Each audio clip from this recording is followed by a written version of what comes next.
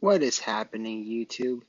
So, after the two rough losses in Florida, we just flew up north to Washington, D.C., and let's just say it's a really good night.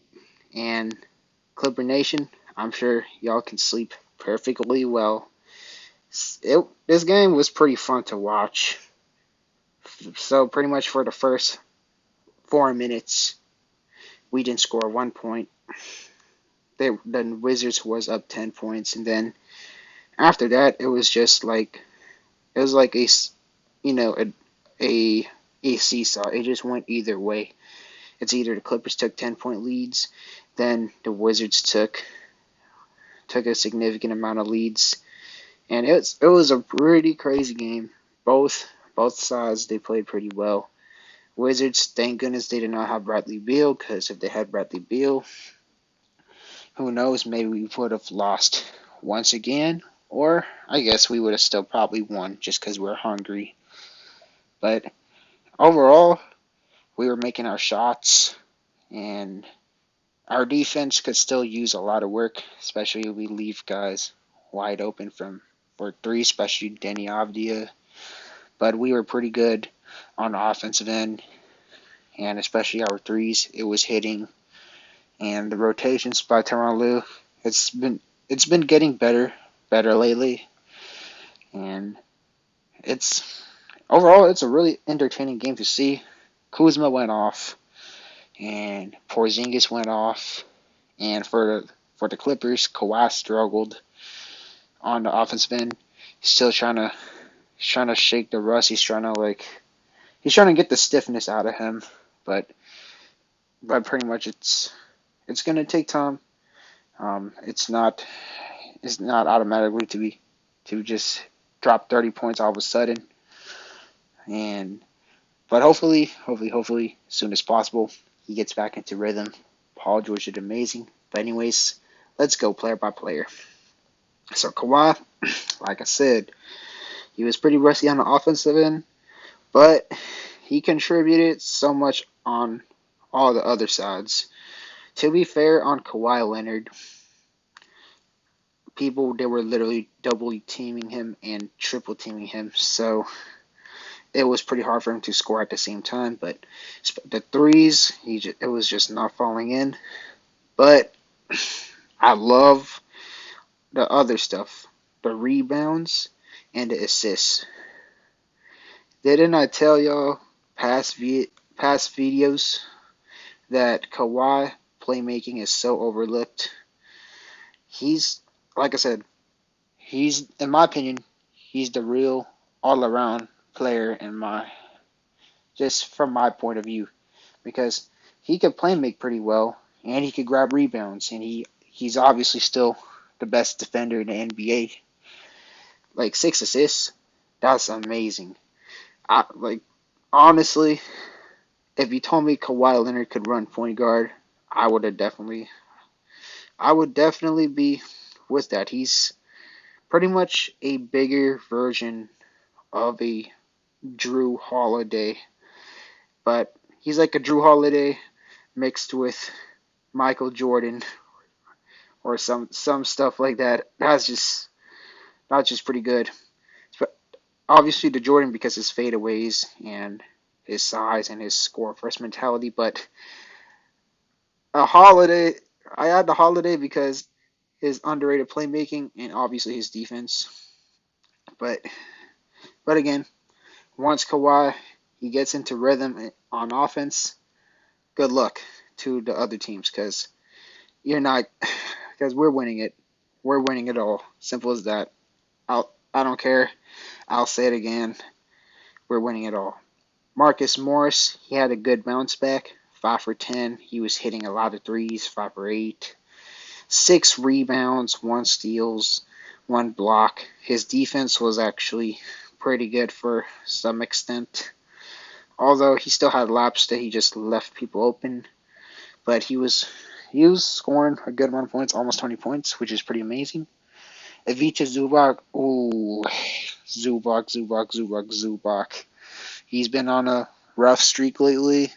His Butterfingers pretty much came back to an extent. Although it would be nice if we could try to get him to go for 10 field goals, but at the same time, he was pretty off. 5 rebounds and 2 turnovers. But with all fairness, he is going up against Porzingis and Kyle Kuzma, which would make him struggle a lot more for rebounds. But he was having a pretty rough night, and it just resulted in Batum starting as our main center, and turns out to be amazing for us. And then we got John Wall. Welcome back to Washington. He got a lot of love by the fans. Shout out to them. He did not hit any threes, but it was just pretty. He had some exciting moments. He got 3 assists, and he played pretty good defense too. It was like kind of like Kawhi Leonard's level defense. He got some steals. He was a hound. He was like a pit bull on defense. He would just pickpocket the heck out of you and get steals and all that. Paul George, oh my goodness. Say less. Paul George on defense and offense, amazing. And he didn't turn the ball over too much. That was just one of the best combinations you can ever have.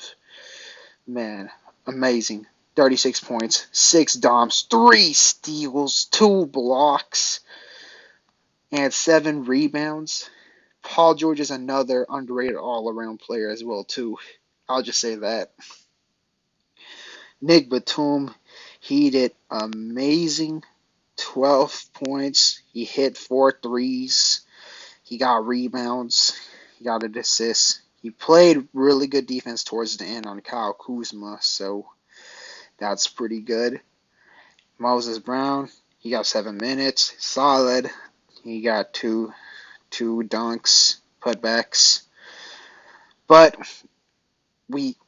I don't hate on Moses Brown, but let's be real. We would much rather have Moussa Diabate playing. No disrespect to Moses Brown. I definitely think he's an NBA material player, but come on now.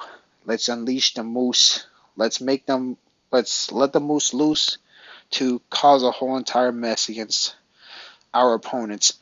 We could try to start that with the Celtics. Get Moussa to Boston. Let's have him just hound Jason Tatum, hound everybody. Moose is he's a menace. My dream type of matchup scenarios would be Moussa versus AD, Moussa versus Jokic, Moussa versus Embiid, Moussa versus...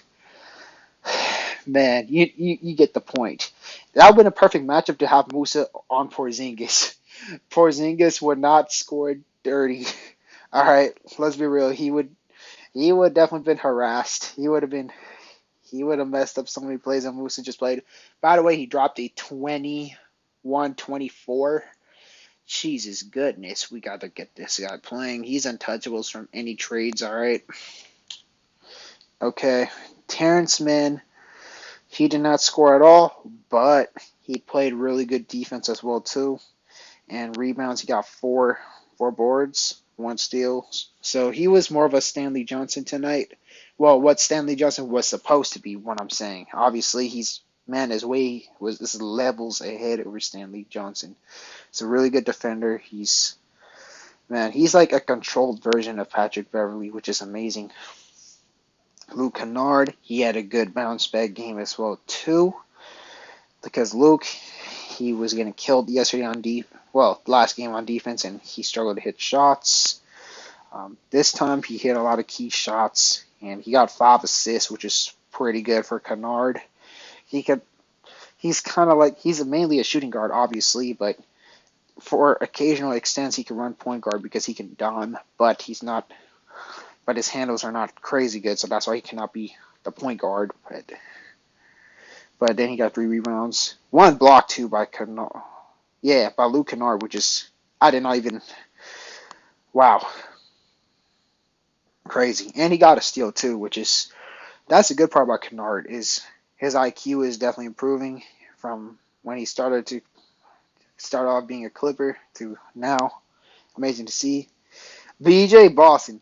Yes, Ty. This is what separates me. This wait, never mind. Ignore what I said. But this is like the line that makes me say that whether if Ty Lue's a good coach or not. When Ty Lue does not play BJ Boston or Musa, I get pretty disappointed. But when Ty Lue plays one of them or both of them, man, I love this. I love that BJ is finally getting runs. Yes, his stats does not look appetizing whatsoever. All right, but it's the games that you have to watch. He played pretty good defense, and he was boxing out opponents pretty well, and he was making like those really small plays, and he pretty much caused some turnovers as well too. He didn't get a steal, but it was more of like he helped the person like turn the ball over, and then PG just snatched it from I forgot who was that, but BJ, I'm loving that he's finally getting runs.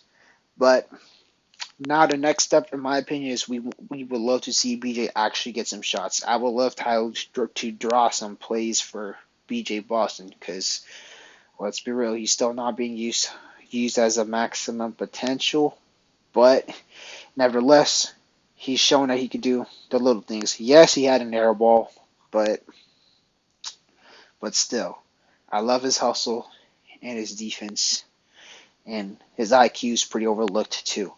But we would love to see plays just drawn for him, just so he can hit his shots. Ooh, and we play Boston on Monday, so BJ Boston, masterclass. 30 points, yo? Is he dropping 30 points again? Probably. There's a chance. There's a chance, all right? There's a chance. But now let's go to the Wizards, all right? Let's go to the Wizards. So, Kyle Kuzma, he did amazing. 35 points, and he got 12 boards and 3 assists, 1 steal. So, Kuzma, ever since he exited from the Lakers, he just dramatically improved. Pretty much, I noticed his culture with the Lakers is people like they don't really have the best development team. They always just do pretty crappy, but all of a sudden when they just leave them, they just do amazing. But love to see it. Lakers, man, I don't know. I do not know. But Kuz just went crazy. 35 points. Just a monster game from Kuz. Corey Kispert, he was meh. He had 3 shots, 1 3, and 5 rebounds and 1 assist. Corey Kispert, I felt he was definitely like dropped it like way too high in my opinion when he came in the draft. He's an older prospect, and if there's one thing about drafting is be really careful about drafting an older prospect because their upside is not extremely high unless if something stands out to the particular person. But most of the time, I would much rather take the first year college players, or the best part is the 18 turning to 19 years old player because the upside is pretty darn good. Danny Avdia, he went crazy in the first half. He had 3 threes, 6 boards, 6 assists, 1 block. He did solid. Although that guy's an ultimate school threat though for literally trying to take out Paul George's neck, which is, I mean, I don't know if he did it on purpose or not, but dude, could almost took him out. Thankfully, he got called for a flagrant, but I don't think he didn't really try to fight it either. So I guess props to him if he actually did own up to his responsibilities. Kristaps Porzingis, my goodness, 30 points, 15 rebounds, 5 assists. Oh, jeez, Louise. Porzingis he went off. But during crunch time, though, he pretty much fumbled because he could have just took some time, but he just chucked that 3 like nothing. And sheesh, he pretty much sold the Wizards. But he did really good though, so man, props to him. But going back a little bit on Kuzma, Kuzma did have a masterclass, but the shots that he missed, those were on Brandon Boston. The only time when he scored on Brandon Boston, it was on screens and all that. But Batum did a good job on Kuzma as well too. And then Goodwin, I guess that's their starting point guard. He did solid, 17 points, two threes, 6 for 13, and 6 steals, which is crazy. 6 assists, 4 boards. Solid point guard, at least for the game today. I don't know how he usually plays, but and then now their bench. I don't really know any of their bench unit. Um, no disrespect, but except for Todd Gibson, the bench unit they didn't. They only contributed 7 points. It was all their starting five who just did their thing, especially Kuzma and Porzingis. My goodness. And then they got guys like Isaiah Todd not playing. Isaiah Todd, he was pretty solid during the G League. I don't know why they're not using him as a backup for Porzingis. Why is the coach just playing Todd Gibson over um over Isaiah Todd? I don't know. I feel Isaiah Todd's a decently solid player. I don't know if he's doing bad lately, or I don't know. What happened with Rui Hachimura? I don't know. Did he got hurt? I know Bradley Beal got hurt, but I haven't seen Hachimura play in a minute. And Johnny Davis, I think he's in a G League too. But Wizards, they're in a really interesting spot. It's either they're gonna be like an 8 seeder type playoff, or I don't know. Right? How good y'all think the Wizards could be? Because it's in a weird position. Because it's not like they got like trash players. They got Porzingis, who's a 7'3" center that can shoot the ball, and you got Kyle Kuzma, who's a breakout small power forward. Well, smaller power or power forward, whatever you want to say. Good rebounder, and he can shoot the ball too.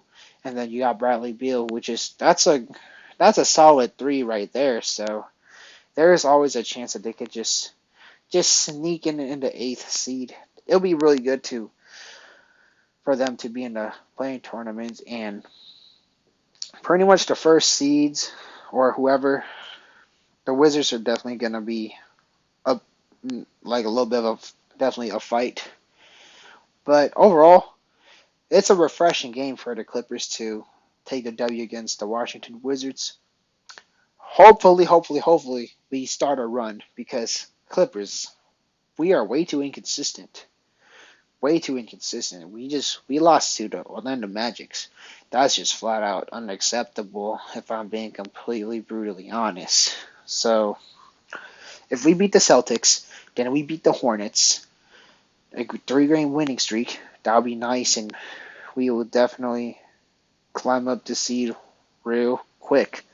But anyways, let me know what you think about this beautiful win, because obviously this is an amazing win. Just let me know any of your opinions about the game, if you guys watched it or not. But anyways, be sure to leave a like, comment, and subscribe, and I'll definitely get with y'all in the comment section. As y'all know, peace.